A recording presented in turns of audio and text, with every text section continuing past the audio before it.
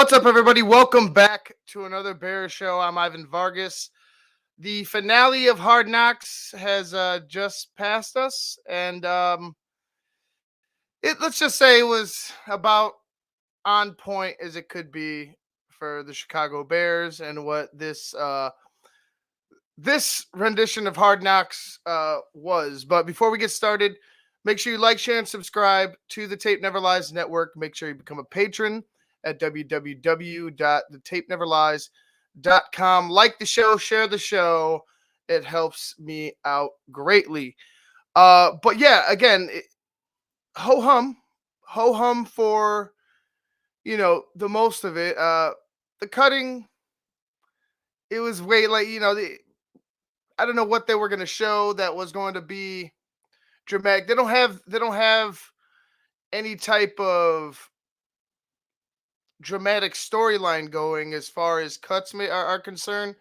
I thought Valus if Ian Wheeler was going to stay healthy, I thought Valus was going to be one of those dramatic type of cuts, but you know, with the glazing that we saw tonight on Hard Knocks of Valus Jones, he's not going anywhere. He's not going anywhere. They believe he's I don't know the second coming. I don't know what they see. They see the talent. I understand. You see the talent. I see the talent.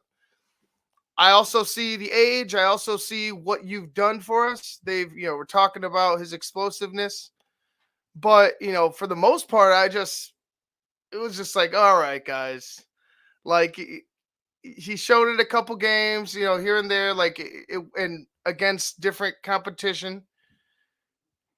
Let's be real. Like he obviously is growing into his new position, his new role. There was also a point where they said Valus had a trade offer on the table, and he's like, "I'm not going, any lower than a fourth." And I'm like, "Shit!" Like, man, I don't know, man. Like, I don't know if that's a smart move. What if it was a fifth? Like, I mean, I don't see that type of value that Ryan Poles sees. Again, like there's a reason why the man is the GM of the Chicago Bears. Like I'm not here to put him down or say he's trash or anything like that. But I'm not seeing it the way Ryan Poles sees it. Maybe the way that they see it. Obviously he's going to have to put in work to be a running back or even a part-time running back. But yeah, they feel like sky's the limit for Valus, and I'm like, well, the guy turns 30 in like a year. So, I mean, you gotta like sooner or later he has to show it because time is obviously not on his side, and the Bears can ill afford any miscues this coming season with the amount of expectation is expected of them. But if we can look at it, from an objective point, like, it was all right, right? Like I don't want to, how I feel about it, the whole series. But if I want to look at the positives, if you're, a player watching this, there's obviously connections between the coaching staff and the players. There's a sense of care, and you saw, when Adrian Colbert was getting cut, Ryan Poles tearing up. I believe those are real tears. I didn't think that was scripted. There was one part where I truly felt was scripted, but I didn't think that part was scripted at all. Again, there are cameras hidden everywhere, places where they don't know. So yeah, I don't expect that. He had to step out of the room for a minute and recoup. So it's I'm gonna take it as a real thing, real emotion. He's cutting a good person that these guys, like he mentioned before, that they've learned to care about. He can't help the team. Like he could help the team, but he's not going to be able to be here to help the team because you got other things, to worry about, and it sucks. Like you got to cut good people. It sucks, but I thought the one part that killed me about you know, Valus was that Flus was just like, "Oh yeah, he's a weapon." I'm like, "Flus, you've had him already. Like this shouldn't be like a shock to you. Like you've had him for a couple years now, coach. It's now all of a sudden it's like, oh man, he this guy can help." I'm like, well, why hasn't he done it before? Maybe the coaching. I don't know. Maybe the position change. I still need to see it. Nonetheless, Valus is going to be a bear. Couple other things I felt like were just towards the end, like there was a scene with Flus with the bees. And Flus is like, "Oh yeah, we got this, we got this beehive." We got. I forgot what the term is that they call whatever the preserve thing that they have for the bees. But he's like, "Hey, he's swatting the bees." I'm like, man, maybe it's not a good idea to be like talking about this in such a good light, and you're over here killing your bees. But I look, it is what it is. It was a funny point. It was funny to me. I don't know if it was funny to anybody else that caught it, but yeah. Other than that, man, like the practice parts, eh. I mean, it is what it is. I've seen enough practice. It's game week. I'm ready to see this team on the football field. In real live action, real time action. Like Caleb on the field for 4 quarters. This first team on the field for 4 quarters. Everybody getting their you know first go at the season. This it was a on par episode for what this is, right? I don't. I'm not gonna say it sucked because like I mean it was just an ending to a series. That's kind of how I saw it. It wasn't like, oh man, this is like one of the greatest hard knock seasons ever. It was just like, oh, all right, I guess the season is starting now. You know, yeah, no 6 episodes. Thank God. I'm good with 5. We don't need that. We don't need any more. We're gonna have live action every Sunday, Thursday, Monday for a few months, a few months ahead. So there's no need to really beat it down anymore. We've beaten the dead horse.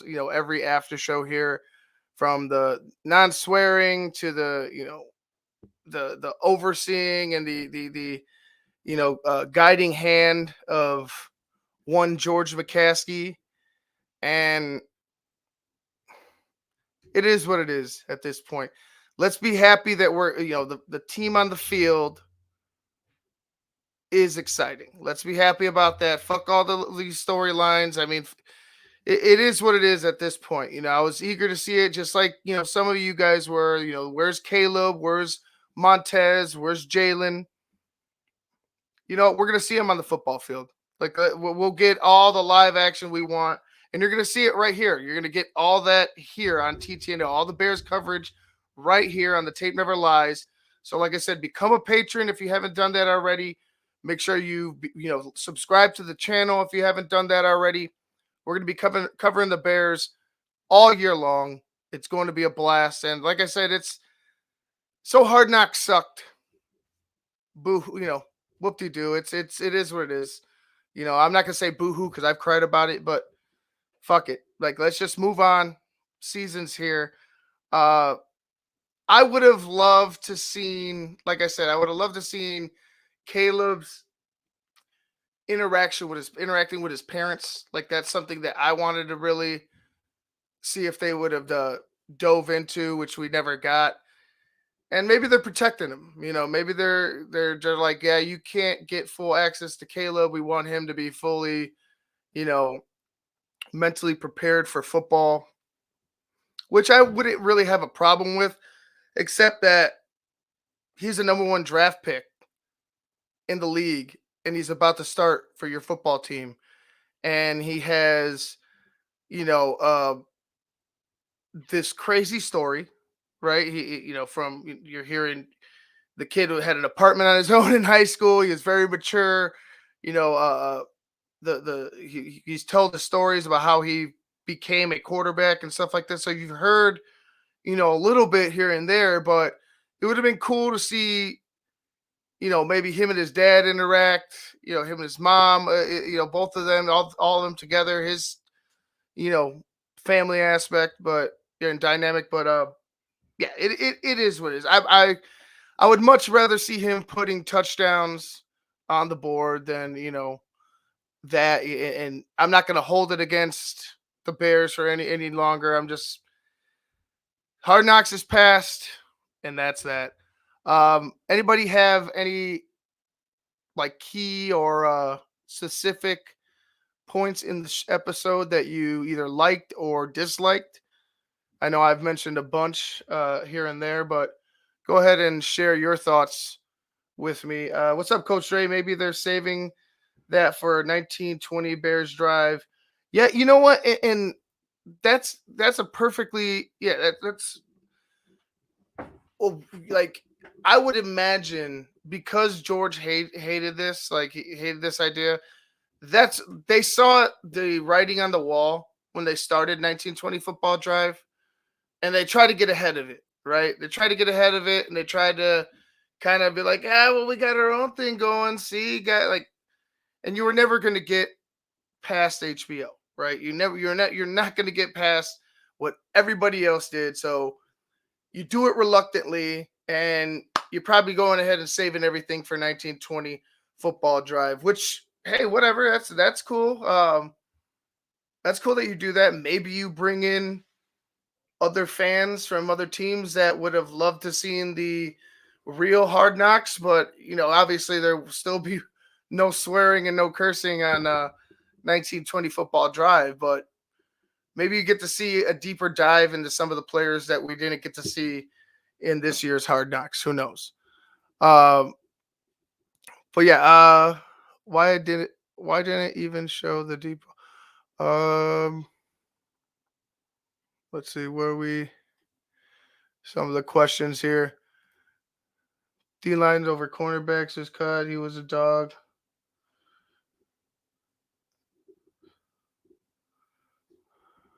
I'm trying to figure out who we're talking about. I'm trying to scroll all the way back and figure that out. But nonetheless, like I said, Sunday, 12 o'clock Central Time, Titans, Bears.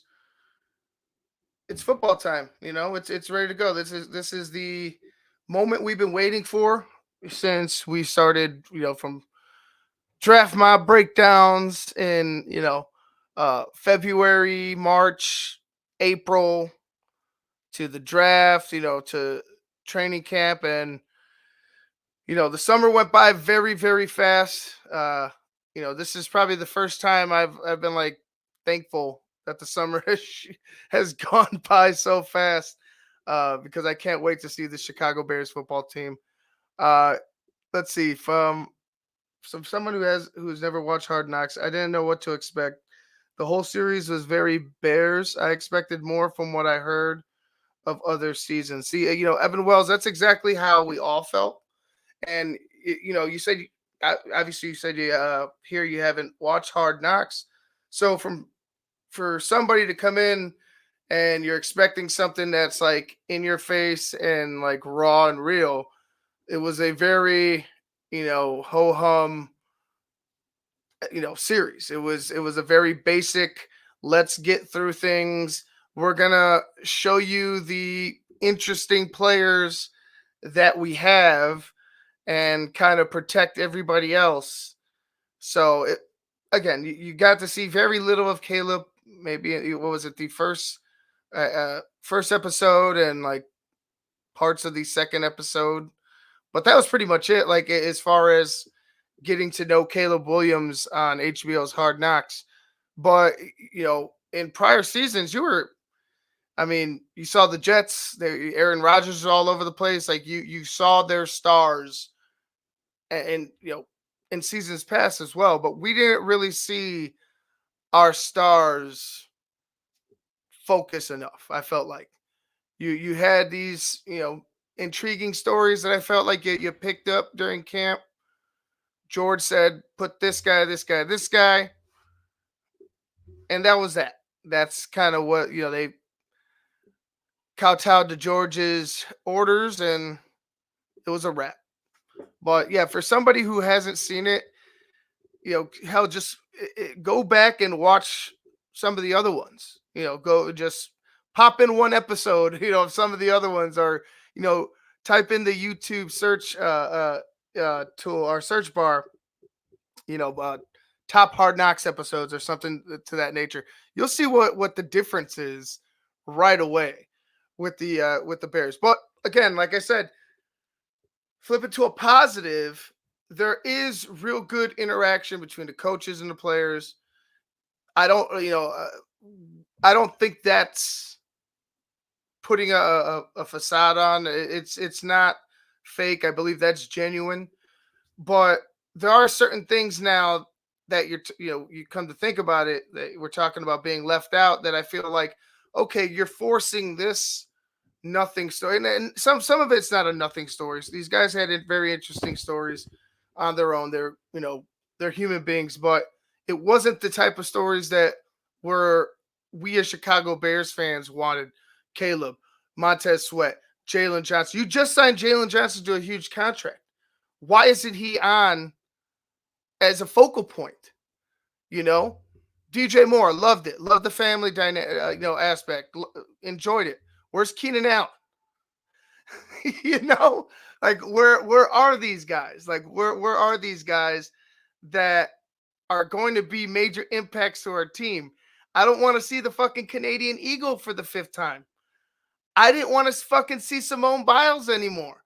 Like I thought we were past this, and it was just like you reran the same episode three times in a row after that second one almost. It's just kind of what I felt like. Maybe I'm exaggerating. Maybe you ran the same episode two times in a row, but it felt like the same. Every single one felt like the same episode. We were watching the same fucking episode over and over and over again. Slightly different here and there, slightly touched up. But anyways, enough of the bitching. It's time to really think about moving past this in a short couple days. We'll all forget about this once the ball is kicked on Sunday. I'm hoping that you can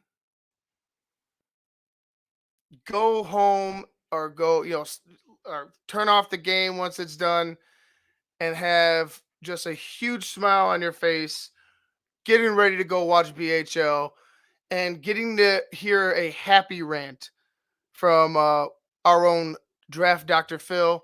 And I'm sky's the limit for this team. I wanna, after this Hard Knocks, I want to look at the positive. The positive is football is here, guys. I'm Ivan Vargas. We're gonna keep it to a short show. I got a lot of stuff to do tomorrow.